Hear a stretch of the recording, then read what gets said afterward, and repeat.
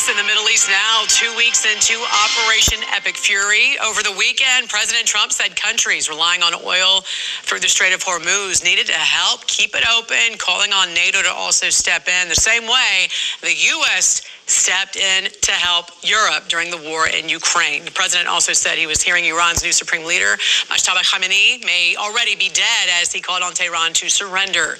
Joining us now to discuss this Washington insider, Armstrong Williams. Good morning to you, sir. Do you think Mojtaba Khamenei is alive? And if not, what does it tell you now about the state of the regime and who's running the country? Well, we saw over the weekend that Netanyahu was supposedly dead and he appeared alive. What matters here is that the Iranians are not going to admit the extent of his injuries, because it would literally destabilize the country and the Iranian guards. A lot of people look to the leadership of the Khomeini family, and Iran knows in order for it to stay stabilized and give some front of resistance, of strength, they need that lineage to be alive. I mean, what matters here is that Iran is not backing down. They're continuing to ratchet up their missile firings and their drones. And the United States, and working with Ukraine or whomever, has got to find a way to combat these $55,000 drones that we're spending $2 million in missiles to shoot down. Right. In the meantime, there's another problem here, because British Prime Minister Keir Starmer spoke to Trump yesterday about the need to reopen the Strait of Hormuz. We do not rely on that shipping channel for oil, but plenty of other countries do, and it's impacting, the economy globally. Will we start to see more countries help to keep that vital waterway open, do you think? Yeah, well, Starmer should have said that he was going to commit his Navy and other military forces, as well as the other European allies, to spend more of their resources to protect what is in their best interest. The thing that we have to be concerned here about also, Jan, is something that we don't talk about enough, which is the distillate, which is used, every drop of it, to make the plastic products. There's so many products that comes from the petroleum, that crude oil, that is so important to our manufacturing and the simple things in our economy that a lot of people just don't consider. So it's more than just about crude oil for the United States. What about China? Do we think China is going to start cooperating and helping to keep that strait open?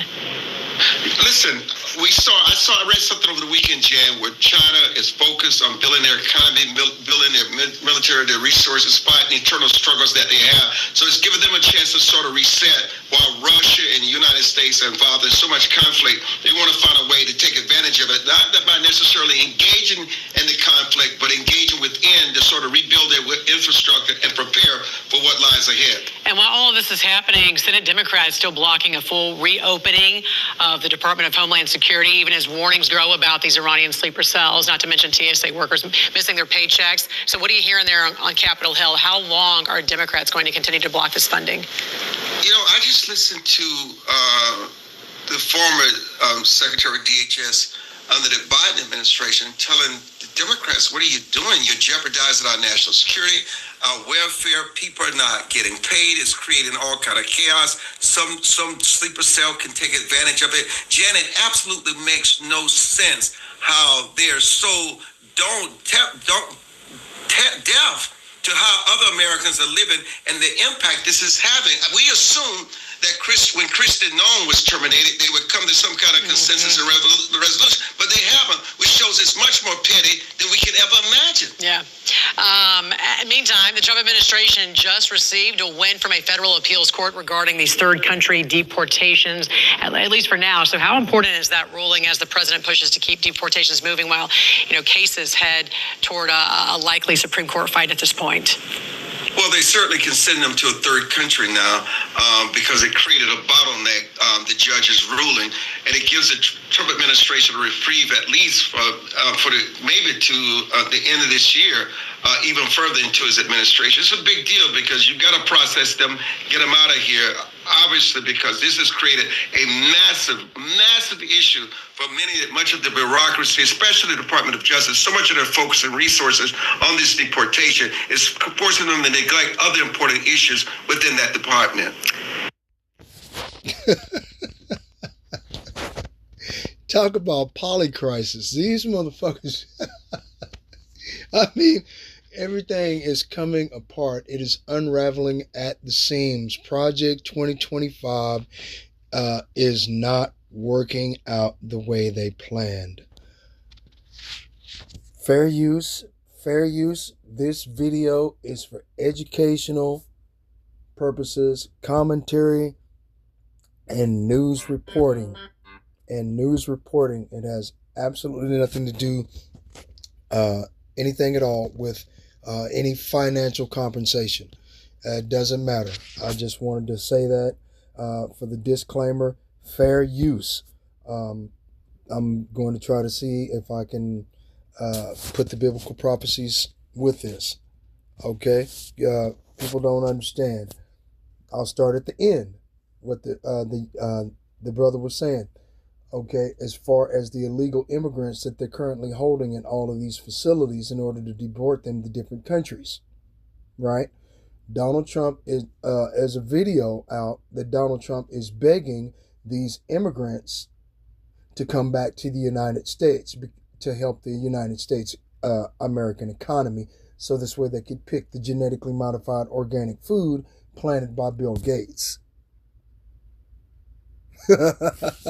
You're still in the process of kicking these people the fuck out when they didn't do anything wrong, that they've been going to work every day and they've been paying taxes.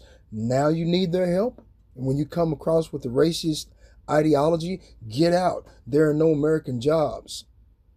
And at the same time, all the so-called American jobs are going overseas, and those individuals that own all the jobs, such as Amazon, Walmart, UPS, and other major conglomerates, okay, are laying off thousands and thousands of people every week. And it had absolutely nothing to do with the so-called illegal immigrants. You just started picking on them for nothing. Now you've basically found out that you shot yourself in the foot. This time last year, you were hoping when you started this ICE bullshit that you were going to get all of the so-called Negroes in the fields to take their place. Bullshit. Good luck with that. Alrighty. But anyway, I just wanted to put that out there, okay, concerning the so-called illegal immigrants. Release these people and send their ass back to work. That's what you need to do. But you don't want to do that either. See? So you're in a conundrum. You're in a mighty piece of shit. Right? Alrighty. Now, as far as, let's see if I can find some more videos concerning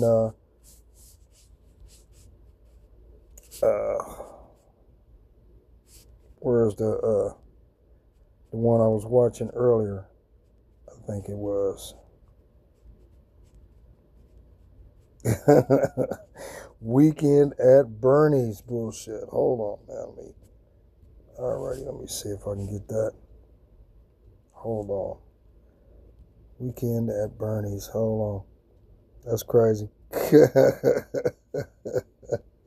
Yeah, it's over for this goddamn bullshit country, man. Okay, it's all over. Ain't nothing they can do. Alrighty. Let me see. Where's that one video? There it is. Listen to this.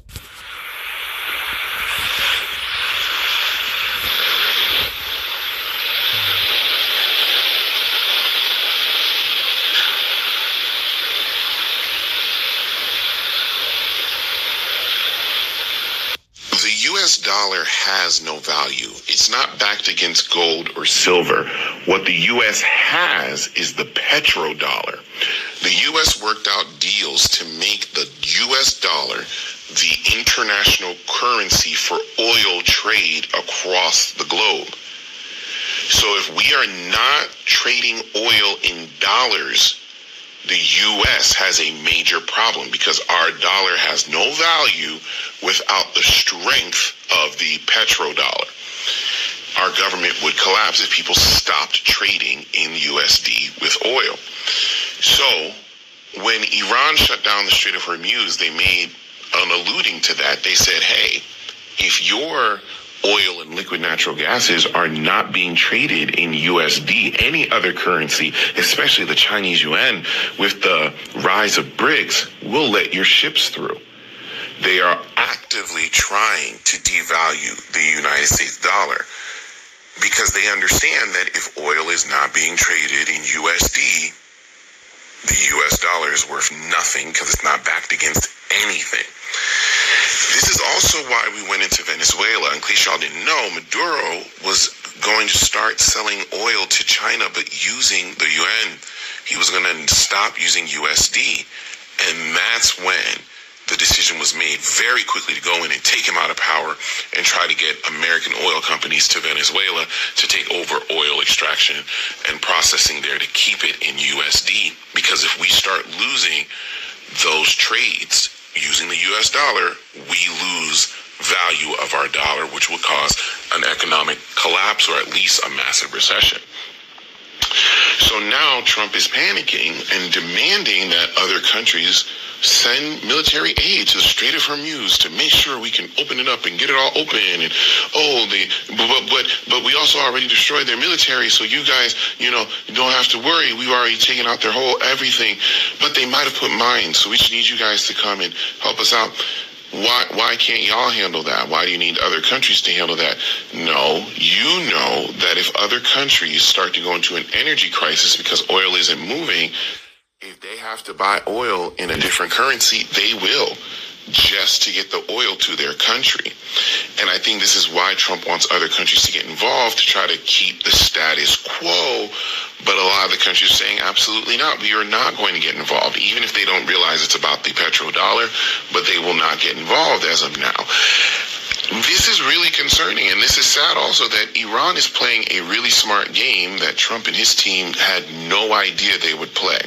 I do think people were aware that Iran had these cards to play, but somehow it eluded Trump and his whole entire team.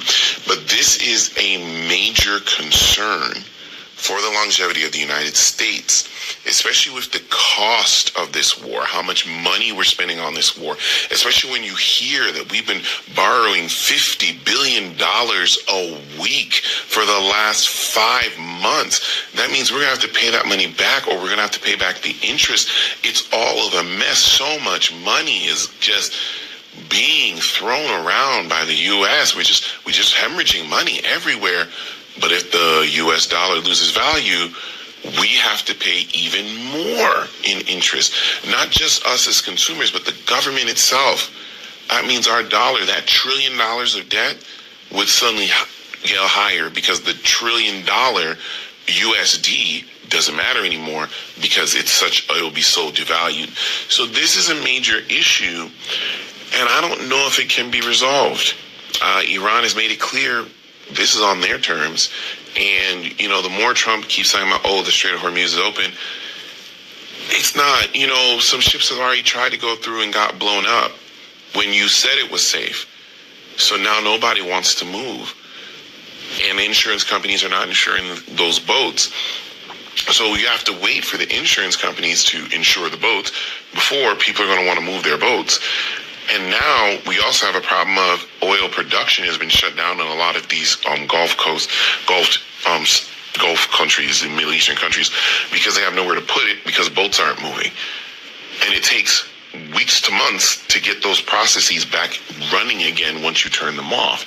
So I don't think Trump ever had a plan to mitigate this, let alone knew what he was doing or what Iran was capable of.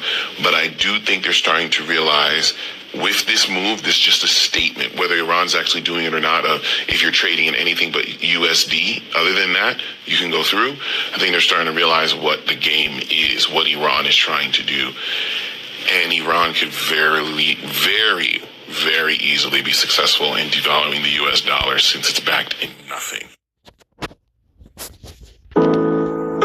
Oh my God, come on. Okay. Salakia. So, skip. President Donald Trump has... Okay. So, let me see. Okay, Salakia, let me see. Where is that one video I was talking about?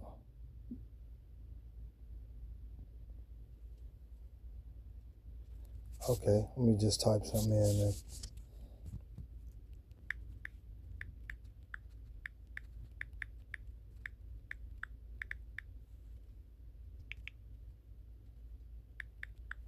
Trump begging for help,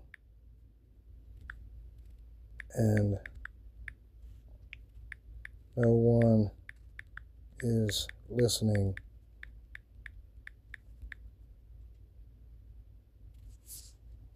Trong.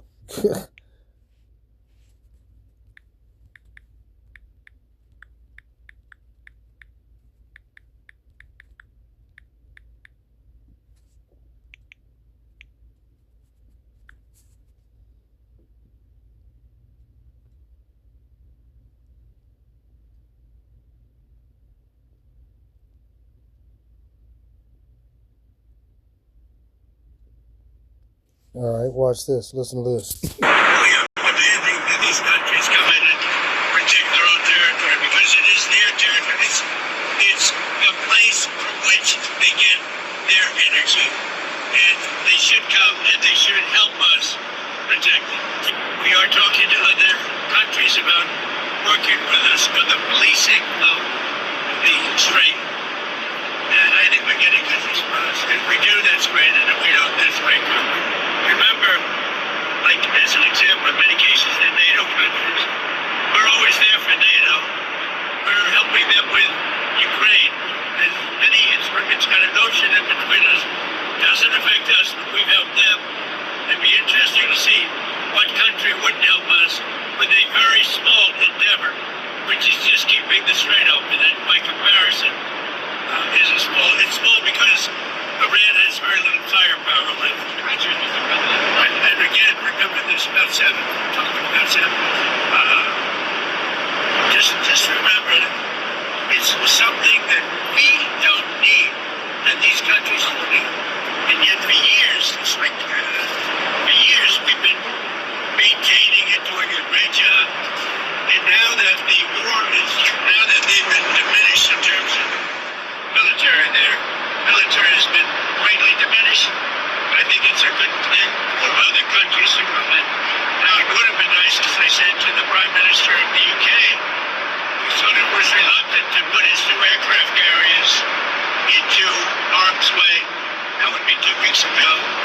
And as soon as we demolished, essentially, pretty much demolished him, not over yet, but pretty much we're in great shape. Let's put it that way, everybody knows. He said, we'd like to send our aircraft carriers. I said, I don't want them after we win the war. I want them before we start. So whether we get support or not, but I can say this when I said it to them, we will remember. Okay. We will remember. What the fuck? Nobody give a fuck. Shut up, pussy.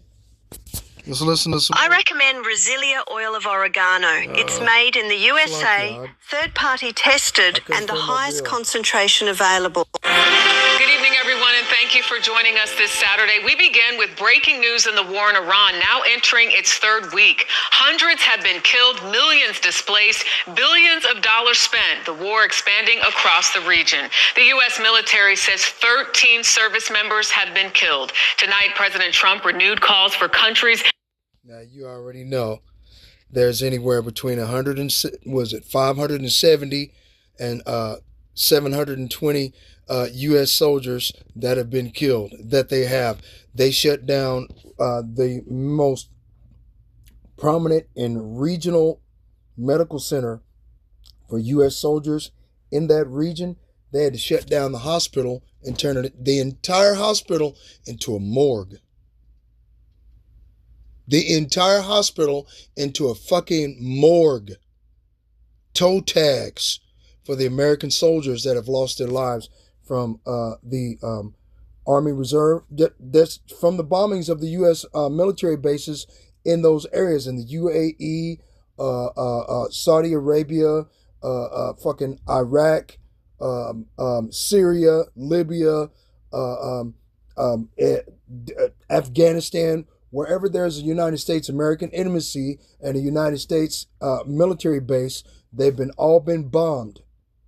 If Donald Trump tries to go into this area, there's nowhere to land except from the air. Paratroopers are going to get shot out of the air as they land. There's nowhere that they can get in through except for the river Euphrates that's dried up. That's the only way in. And that's the only way out. Okay. Biblical prophecy, once again. That rely on oil flowing through the Strait of Hormuz to send warships to secure the shipping route. The strategic waterway now largely blocked for oil exports. Okay. This was done strategically, purposefully, in order to destroy the economies of the world, in order to pressure them to turn their backs on America, on Israel, and have all of these individuals in a huge conglomerate under BRICS. Because Gog and Magog, aka Russia and China, because Russia and China live on the same continent and a very small border between the two countries. Okay? Magog is the land in which Gog sits, and Gog is the leader of Magog, that land. Okay? They're going to pressure these other countries, EU, NATO, all these other countries, to join BRICS before BRICS helps them. That's going to pressure them to turn their backs on America. That's going to pressure them to turn their backs on Israel. I was going to make another video concerning B.B. Makowalski from Pennsylvania, a.k.a. Satan nothing not a Jew. They dug his dead ass out of the ground, out of his basement. They dug his dead ass out of his basement. They sent a Fatah missile at 11,000 miles an hour. Boom! Blew his whole fucking house up. That motherfucker's dead as a doorknob. They're out there making meme videos about this motherfucker having 6 fingers. They're making another meme video about him drinking a coffee that doesn't spill. Okay, and him putting his hand in his pocket, and the pocket moves without his hand moving. Okay? Yeah. AI. We all know. Deepfake. We warned you about this. The apostles and elders of Great Millstone warned you about this deepfake bullshit way back in 2022, 2020, 2018, 2024. I got videos about deepfake. And they were going to use AI in order to convince the entire world that the men who are standing on street corners risking their lives and their freedom to tell you the truth of this gospel, and showing you how these biblical prophecies pertain to what's actually happening in real time, breaking these things down so you have a greater understanding to know what time you're in. So this way you'd have an opportunity to repent while the doors of mercy are open, and convince you through this AI deepfake technology that we're criminals, that we're robbers, thieves, we did this, rapists, pedophiles, anything, in order to discredit what we're saying. Okay? So this way you'll believe what you see instead of what you're reading. That's the reason why it says in 2 Timothy chapter 2, verse 15, seek, study to show thyself approved unto the Most High, a workman that need not be ashamed, rightly dividing the words of truth, right? Okay?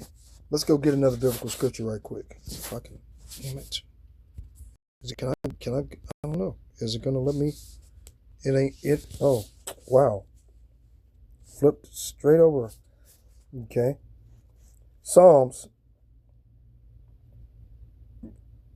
chapter 7, verse 15. He made a pit and digged it, and is fallen into the ditch which he made.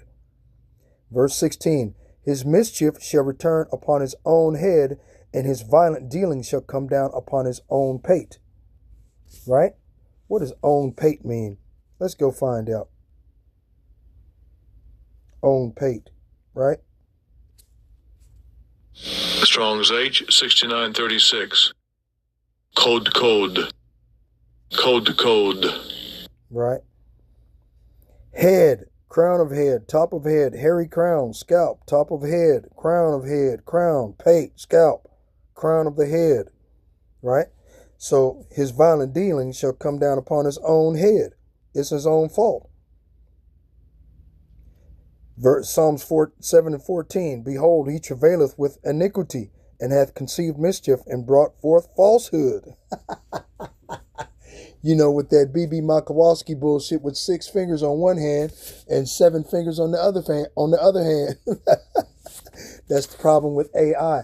They've had a problem ever since they developed this technology with AI making a perfect facsimile of the individuals that they're trying to portray, as far as their ear or their teeth or their mouth, the small details. They can't get it right. Okay, they're making meme videos all over the fucking internet about this asshole, right? Isaiah chapter 33, verse 1. Woe, judgment, AMP. Woe, judgment is coming to you, O destroyer, you who are not destroyed, and he who is treacherous while others did not deal treacherously with him. As soon as you finish destroying, you will be destroyed. As soon as you stop dealing treacherously, others will deal treacherously with you. And that's exactly what's happening. All of the nations of the world have effectively turned their back on Babylon the Great, and because of their allegiance to Satan, nothing not a Jew. Right? Woe to thee that spoilest, and thou wast not spoiled, and dealest treacherously, and they dealt not treacherously with thee. When thou shalt cease to spoil, thou shalt be spoiled. This is how they're being spoiled. They're turning their backs. That's Strait of Hormuz is forcing all of these nations to, under pressure, to make a decision. You want our oil? You're going to have to deal with Chinese yuan. You're going to have to deal with Russian rubles. Those are the type. That's the only currency we're going to use, and it has to be digital. America doesn't deal with digital currency, does it, right now? Okay, and plus, in addition to that, that's the reason why they stole Venezuela. Venezuela is the largest oil producer in the fucking planet. It makes more oil, okay, than Iran, but Iran has more crude oil, and going through the distillery would purify it. There's, like the brother said at the first of the video, there's so many other products that come out of that crude oil. You don't have as much crude oil coming out of Venezuela. Sure, you have an enormous amount of oil, but it's not crude. Okay? Iran has crude oil, and lots of it. They've got 20% of the world. 20%, 25%, that's a quarter percentage of the world. Where's the other 75% coming from? The countries in which they come from. So they basically, the rest of the world, in order to stop fracking and to keep down earthquakes in their countries, they buy it from another country. It's cheaper. They don't have to distill it themselves. Right? They don't have to clean it up and take all the pond scum off of it and send this scum over here to be remanufactured for plastic and composite and all these other different chemicals that come from it. Vaseline, grease, aerosol, all these different shit that people use every day. A lot of stuff comes out of oil, real shit. We can Google it right quick. Or what of all the different products that come from crude oil, right? And it'll be probably a huge laundry list of all the things that a person can countries get out of this crude oil that they sell to their economies in order to keep their economies strong. You see? But anyway, like I said before, Babylon basically is isolated by its allies. Okay? Let's go get it. Let's see. Job. Damn, has I got the right one? No. Come on. Man, see, I had to go get another phone because, nope. Okay. Let's go in here then. Okay. Yeah. Ecclesiasticus, the book of Sirach, chapter 39, verse 1.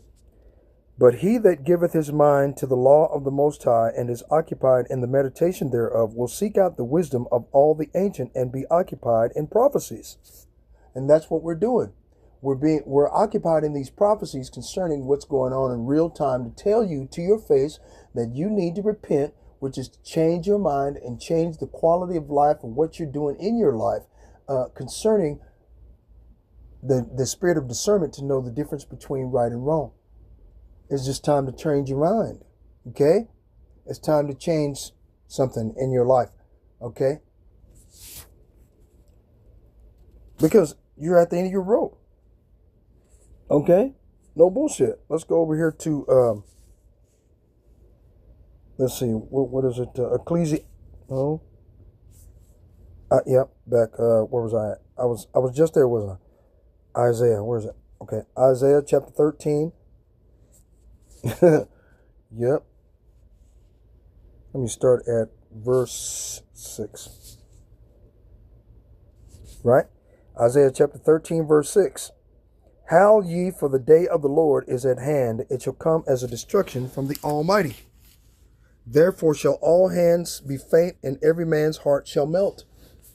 You know, all of these nations that Donald Trump is begging to help are not going to help him. They're not coming out of the clear blue sky to help him out. Right? Because he's dealing treacherously using violence. Right? He's the violent man. Like it says in Psalms 140. And he uses violence in order to push, fear through intimidation of all of these other countries. Okay? In order for them to capitulate and bow down in order to do business with America using the U.S. petrodollar. Now, you saw the other young black man that was breaking down what happened with Maduro in Venezuela, right? Once again, fair use. This video is for educational purposes, commentary, and news reporting. Nothing else. Okay? It's not about money. Okay?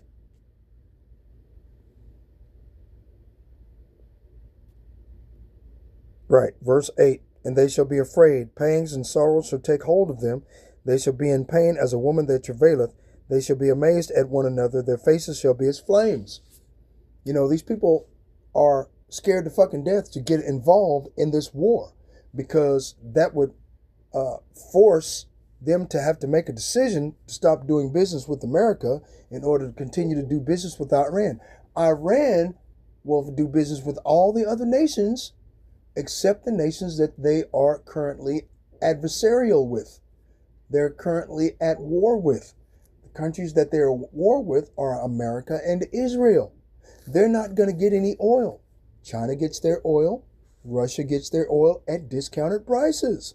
All of the other nations are going to start to hear that they could get oil at discounted prices. A barrel of oil will drop down to $30 a barrel, $35. They're going to, what the fuck?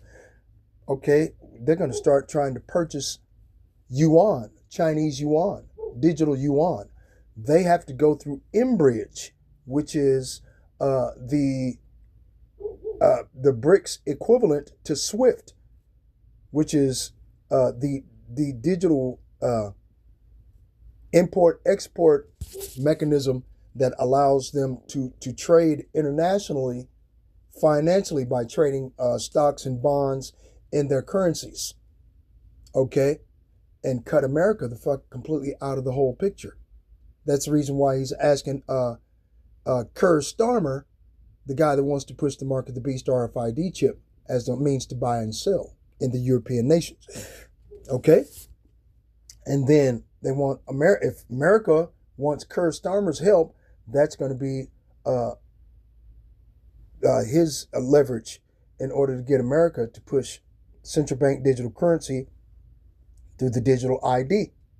That's the only way, and that digital ID is the Mark of the Beast RFID chip. That's the only way and only means you're going to be able to buy and sell in a digital economy.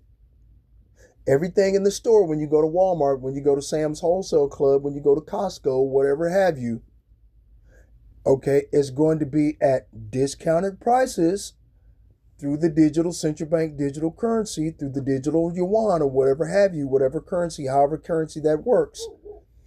And everything is going to have a barcode. It's no longer going to be a barcode system where they scan with the RFID gun at the back of your products now with the barcode, right at the stores.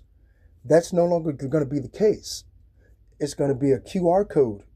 That QR code only applies to individuals that have taken the mark. It's that simple. They're going to lock up all of the food in the stores. When you walk in the stores, you're going to have military standing by on each of the aisle to stop people from stealing. Sure, you can go shopping. No problem. Okay, when you walk through that scanner, when you walk into the door, it's going to see that you have an RFID. Whether it's a brain chip or whether it's an RFID chip implanted in your left or right shoulder, left or right hand. Doesn't matter. Okay? Anyway, Isaiah chapter 13, verse 11, and I will punish the world for their evil and their wicked for their iniquity, and I will cause the arrogancy of the proud to cease and will lay low the haughtiness of the terrible. And this is exactly how the Most High is doing it. This is biblical prophecy. You should be occupied in prophecies here in these last minutes before the advent of the Son of the Most High busts through clouds. Right?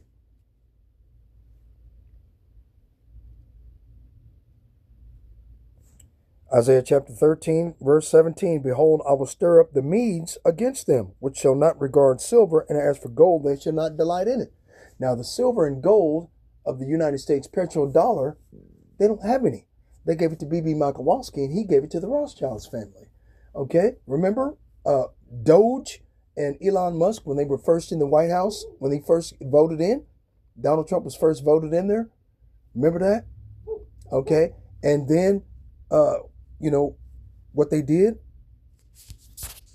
They crashed, Fort Knox, and took out whatever gold that was there. What they do with it, they didn't tell you.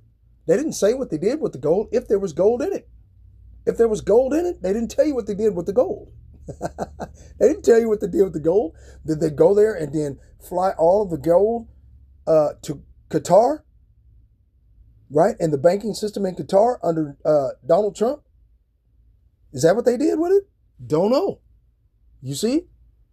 So the U.S. petrodollar is not backed by any gold or silver. So they could print massive quantities of U.S. petrodollars, but everybody is offloading U.S. petrodollars and doing away with all of the U.S. petrodollars, throwing it in trash, burning it, throwing it off into the fucking bottom of the ocean because it's useless paper. This was a plan in order to get rid of the U.S. petrodollar. Remember, all of these countries at war with America financially. They have to be. It's all about pressure now, right? The Hegelian dialectic. Let's get that. Come on. Can I get out? Okay. Come on. See, Hegelian dialectic.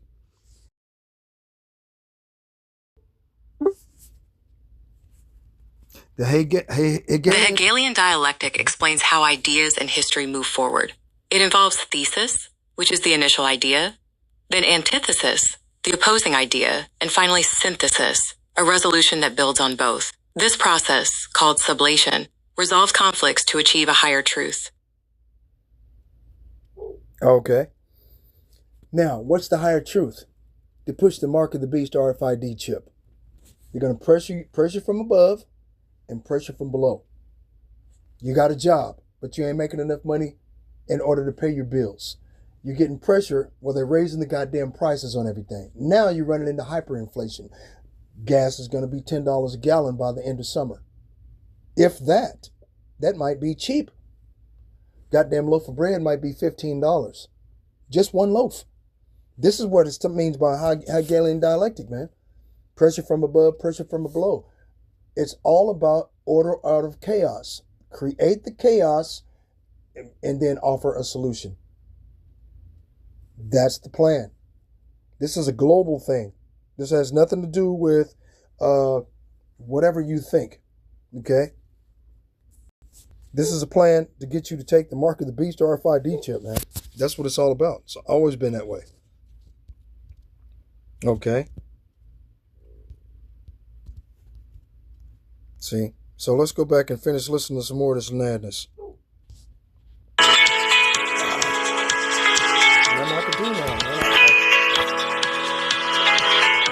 If it is invalid, we promise a tenfold refund. This denture can be successfully worn in just 1 second and is suitable for everyone. This is a different phone. Oh, man, come on. See? Anything, man. Come on, man. See? I'm Montreal. Armstrong Williams, always great to get your insight on a Monday. Hope you have a great week. Thanks for joining us. Thank you, Jen. I'm Atra El-Nashar in Washington. The war with Iran continues to drive up energy prices, and President Trump's expressing frustration about other countries not jumping in to help the United States police the Strait of Hormuz, that key oil shipping route that Iranian forces have effectively closed.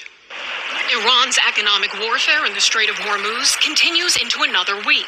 Our armed forces control the passage and movement. Iranian forces effectively cutting off a linchpin for global commerce, including 20% of the world's oil, to ships associated with the United States, Israel, and their allies. Iran has always used that as an economic weapon. The president previously said the U.S. Navy would escort ships through the strait. Now, calling on other nations, including members of NATO, to send their ships to help. Some are very enthusiastic about it, and some aren't. Well, we want to know, do you have any minesweepers? Well, would rather not get involved, sir. I said, you mean for 40 years we're protecting you, and you don't want to get involved in something that is very minor? The UK and Germany among those voicing hesitation. That is not a simple task. I don't see that NATO has made any decision in this direction or could assume responsibility for the Strait of Hormuz. Shipping companies ultimately determine if and when vessels make the journey. It takes two to tango. We have to get people to take their billion-dollar ship and drive it up. But they don't want to take a chance that, gee, I think you'll be okay. They got to know it. The longer Iran controls the strait, the costlier it gets.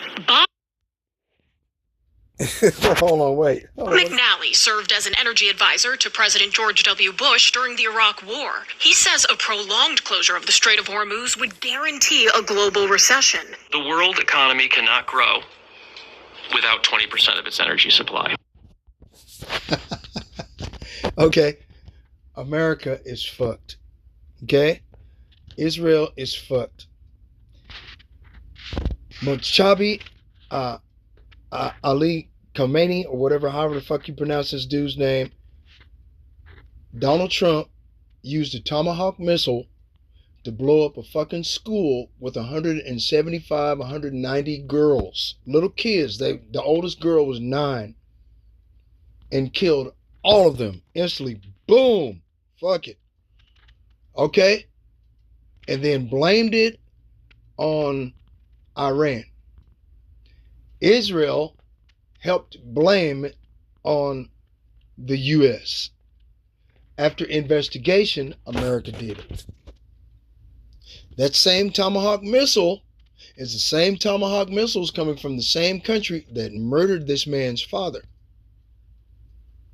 You blew up his father. You blew up his wife. You killed his only child. And you took off his legs. What the fuck would you do?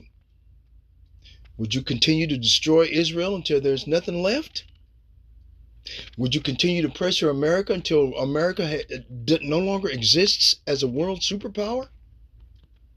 What would you do? This is an asymmetrical war. Remember, the tariffs have been against the Iranian people since 1989. So for over 40 years, these people have had nothing to do but improvise different ways in order to fight an unconventional war with a conventional superpower. That's an asymmetrical war. And this asymmetrical war is actually succeeding against a conventional war power like America. Because America was originally designed, due to the Cold War versus Russia, to come against Russia directly. It has nothing to do with a little country that fights inside of a mountain, that has all of its weapons underneath the ground, 5 and 10 miles underneath the ground. You're not doing anything to them. These people have had 40 years of digging underground, have been making missiles, cheap made missiles and drones for 40 fucking years, just for the opportunity to use them against Israel, to use them against Big Satan and Little Satan. Big Satan America, Little Satan Israel. Okay? And now they've got their opportunity to destroy these people from off the face of the fucking earth. Wow. It is actually happening, people. Okay? Let's go get another biblical scripture, man. Yep. Let's go get it. Where was I at? Boom. I'll just stay in this book. No big deal. Let's go down to Joel. Where was I at Joel? Where's it? Damn, I was just seeing it. Oh, I was going to say I'm tripping. Salakia. Right? Joel, chapter 3, verse 2. I will also gather all nations and bring them down into the valley of Yahweh-Shaphat, and I will plead with them there for my people and for my heritage Israel, whom they have scattered among the nations and parted my land. So the Most High Yahweh Ba'ashem Yahweh Shai is doing this. He controls the minds and hearts of men. Okay? Let's go over here to Isaiah chapter 46. Verse 9. Right? Remember the former things of old, for I am the Most High, and there is none like me. I am power, and there is none like me. Verse 10. Declaring the end from the beginning, and from ancient times the things that are not yet done. And how does he do that? Through his servants, the prophets. His mouthpiece on the face of the earth. Telling you to your face what you need to do in order to avoid punishment. Right? Saying, my counsel shall stand, and I will do all my pleasure. So the Most High Yahweh Ba'ashem Yahweh Shai is the one orchestrating this entire war in order to bring them down into the valley of Jehoshaphat, where he will be able to destroy all nations down there. Right? Joel chapter 3, verse 9. Proclaim ye this among the Gentiles, prepare war, wake up the mighty men, let all the men of war draw near, let them come up. Beat your plowshares into swords and your pruning hooks into spears. Let the weak say, I am strong. Assemble yourselves and come, all ye heathen, and gather yourselves together round about. Okay, and that's what the Most High is doing. He controls the minds and hearts of men. Let's prove it. Let's go over here to Job. Where's Job? Job chapter 33, verse 14. Right? For the Most High speaketh once, yet twice, yet man perceiveth it not. In a dream, in a vision of the night, when deep sleep falleth upon men, and slumberings upon the bed, then he openeth the ears of men, and sealeth their instruction, that he may withdraw man from his purpose, and hide pride from man. You missed it. Verse 16. He openeth the ears of men, and sealeth their instruction. When? In a dream, in a vision of the night, when deep sleep falleth upon men, and slumberings upon the bed. Right? So he puts it in your mind while you're asleep, what you're going to do the next day. He controls what you're doing. Okay? And he's controlling these devils. Right? Let's go to, what was I at? Is it? No, it's not Psalms. It's Proverbs, right? Right? Proverbs chapter 21, verse 1. The king's heart is in the hand of the Lord, and as the rivers of water, he turneth it whithersoever he will. You see? So the Most High does what he wants, when he wants to, whenever he wants to do it. There's nothing that can be done about that, man. Let's go over here to Proverbs. Okay, hold on. Chapter 16, verse 4. The Lord hath made all things for himself, yep, even the wicked, for the day of evil. These devils are covetous. They go into every country stealing natural resources from individuals that have no ability to fight or defend themselves, steal their leader, put him to death, put them in prison in a foreign country, charge them with fault, so this way they can go steal the natural resources, and they set up a puppet. They did it in Venezuela in real time, so this way you would be able to see exactly the wicked imaginations of these evil Edomite devils. Right? Let's go over here to, what was that?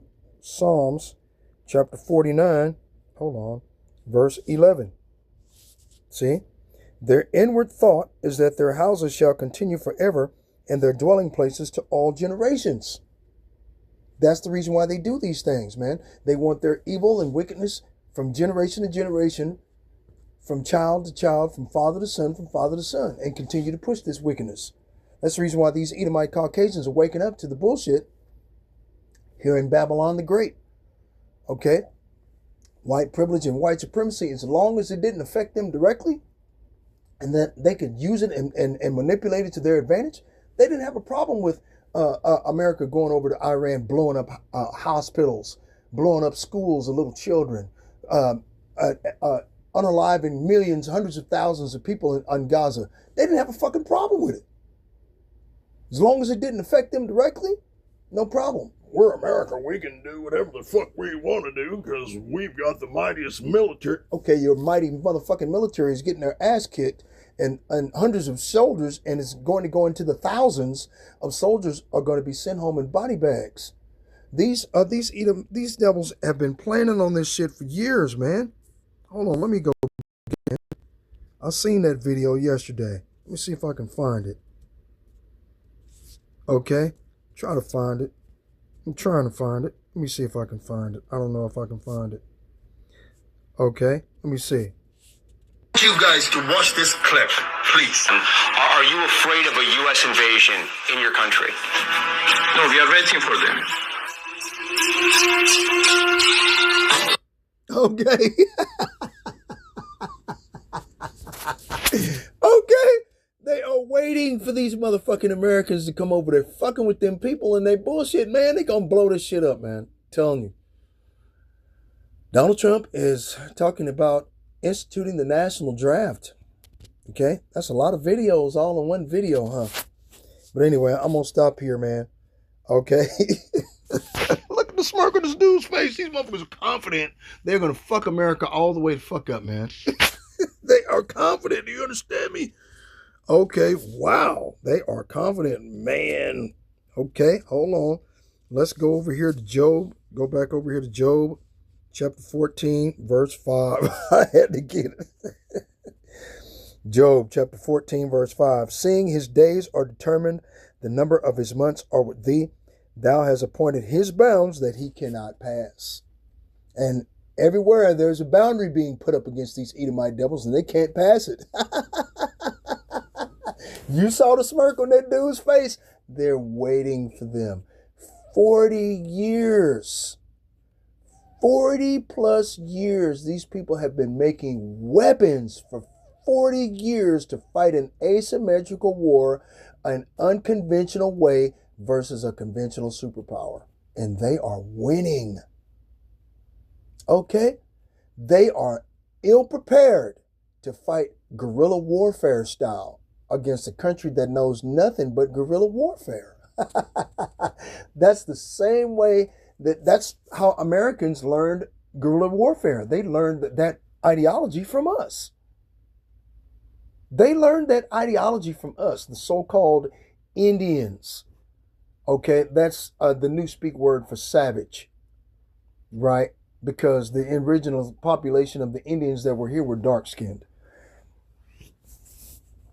Okay, remember, in the 13 and 1400s, when Amerigo Vespucci first came over here, that was the first thing they started doing was intermingling with the women and lightening up the races, okay, of the people, making them lighter and lighter and spoiling their hair, okay?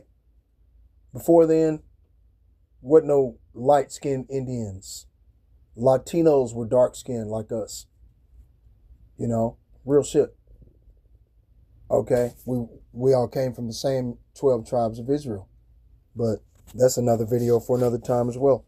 Anyway, all praises to the Most High, Yahweh, Ba'ashem Yahweh Shai, Ba'ashem Rahab Kakadash.